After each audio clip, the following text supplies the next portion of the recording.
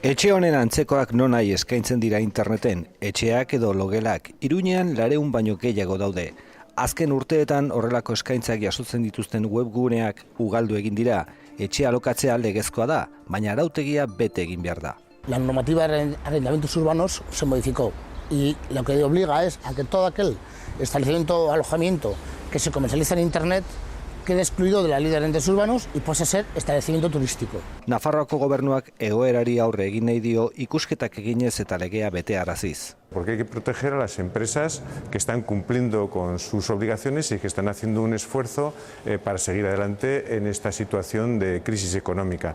15.000 lagun bizi dira zuzenean turismotik eta beste 30.000 zeharka.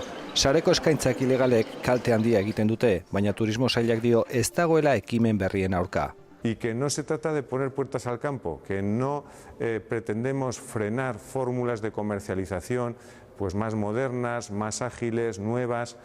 Webgune hauen kontra jotzea zaila da, gehienek atzerrian dutelako egoitza eta horrelakoetan are zailagoa delako zergak non ordaintzen dituzten jakitea.